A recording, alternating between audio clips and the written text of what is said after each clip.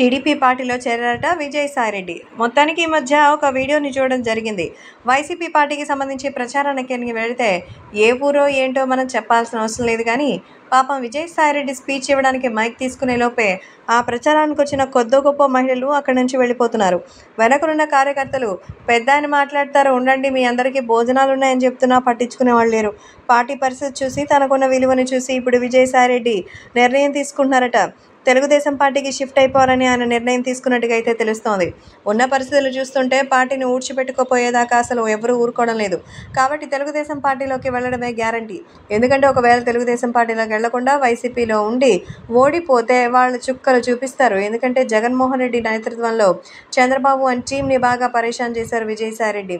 ఆయన అన్న మాటలు చేష్టలు అన్నీ బాగా గుర్తున్నాయి కాబట్టి వీళ్ళని ఎలాగైనా డిఫెండ్ చేయాలని అయితే ప్రయత్నిస్తారు.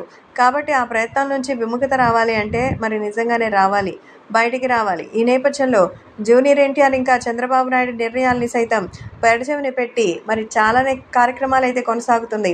అయితే ఇప్పుడు విజయసాయిరెడ్డి టీడీపీలో చేరపోవడానికి కారణం స్వయంగా జగన్ చేస్తున్నటువంటి ఈ అపచారాలే అని తెలుస్తోంది. అందుకే ఇప్పుడు టీడీపీ పార్టీలో విజయసాయిరెడ్డి వస్తే ఖచ్చితంగా జగన్కి బుద్ధి చెప్పినట్టు అవుతుందని ఎదురు చూస్తున్నారు. ఎంత చేసినా తనని కూడా అనాకారిగా మాట్లాడుతుంటే ఉండడానికి దానికి ఏమి విలువ లేదా, ఎంతో ఉంది అంటూ చెప్పుకుంటూ మరి జూనియర్ ఎన్టీఆర్కి సంబంధించిన ఫీల్ అయినట్టే ఇప్పుడు కూడా విజయసాయిరెడ్డి తెలుగుదేశం పార్టీలోకి వస్తున్నట్టుగా తెలుస్తోంది.